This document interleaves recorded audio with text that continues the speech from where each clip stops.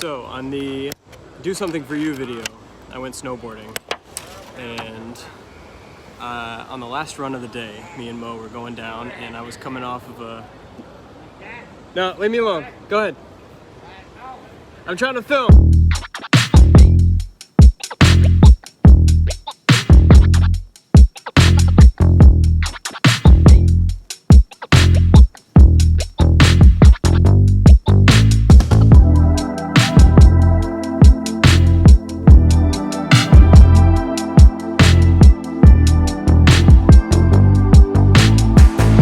How's it going, everyone? Good morning. Happy Monday. I hope everyone's doing great. Me, I'm on my way to go get an MRI on this shoulder. We're going to go into that story a little later. This video is all about communication and how important it is in your role as a parent. So stick around. It's going to be a good one.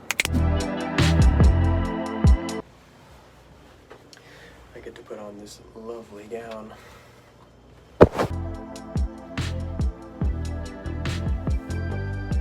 One eternity later. All done. Let's go home. What's going on, everyone? I'm back home after a long day of work. I want to talk to you about the 5 most important ways that you and your partner can work on communication when it comes to parenting.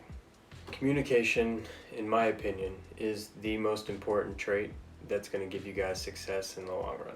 If you know how to talk to each other, you're on the same page, no matter what the baby throws at you, you guys are going to stay solid and you'll be able to overcome any obstacle. With that being said, the first thing I want to talk about is when you don't communicate well enough, you can cause built-up frustration and resentment over time. And when I say that, I'm talking about chores and baby duties, whether it be feeding, changing. An example that pertains to us, Jessica made a chore chart. So both of us knew what we needed to do every day, and there was never a question of whether I'm doing more work than her or she's doing more work than me, which, let's be honest, that's never going to be the case. She's always doing more work than me.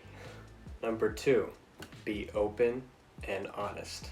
At the end of the day, your partner knows you better than you know yourself in most cases, and it is the best policy to just be transparent, be open, share what you're feeling, and honesty is always the best policy.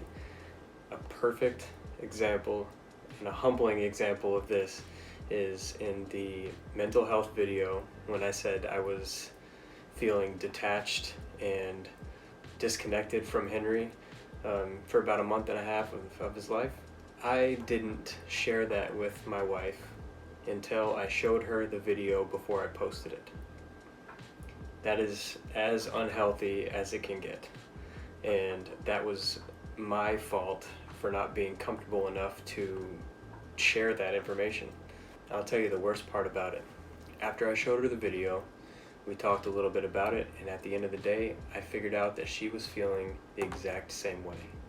Our history affected both of us, and if I would have shared that with her, that I was feeling that way, I would have been able to help her, or at least try to assist her in getting through her feelings on the same issue.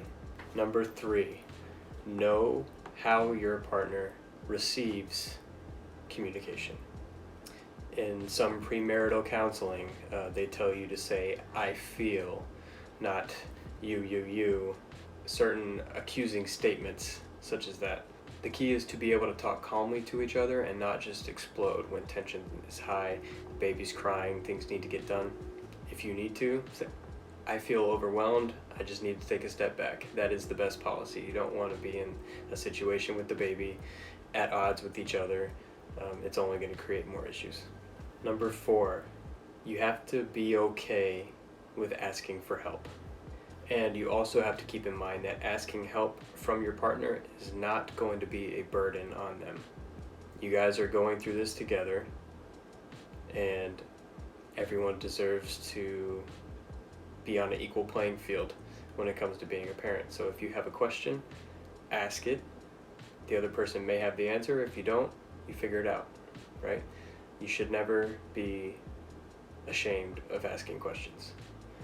Jessica wanted to add that when we first had Henry, she had some feelings of uncertainty, second guessing, certain things, and she felt like it was bothering me for her to ask what I thought about certain situations.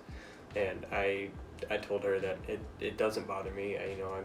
I'm in this with you, and just kind of reassuring your partner that it's okay.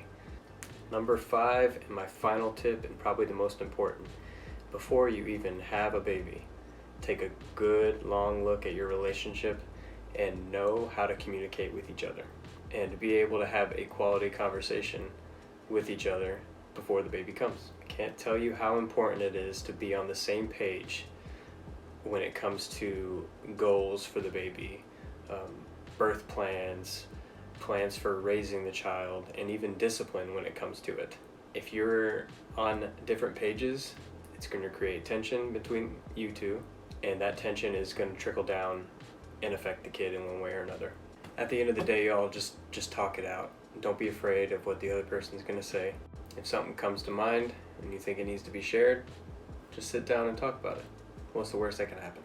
Goodbye, my love. I will, thank you. All right, y'all, it's a new day.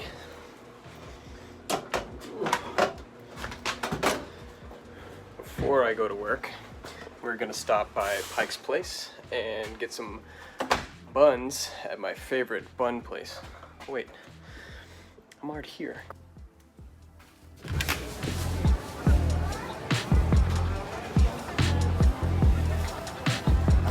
Pretty cool, huh?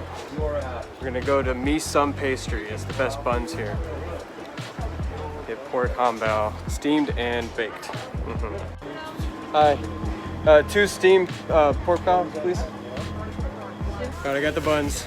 I'm gonna find a place to set up, and I'll tell you what's going on with this damn shoulder. So, on the Do Something For You video, I went snowboarding, and on the last run of the day, me and Mo were going down, and I was coming off of a... No, leave me alone. Go ahead. Anyways. So it's the last run of the day. I'm coming off this hip, and I'm going pretty quick down the landing, and this random guy slices in front of me, and I have to pull some evasive maneuver to not hit him. I fall, land on my elbow, which jams my shoulder out the back. So it popped out briefly. Luckily it went back in, and they think I tore the labrum, which is the lining that the ball of your shoulder rotates in. So on Tuesday I'm getting the results of the MRI, and hopefully I'll have good news. But it was 2.5, 3 weeks ago, and it still hurts, so who knows. Also, this is the steam bun, so good. Oh wow. Wow. Oh wow. I'm gonna end it right here. Y'all have a good day. Be safe.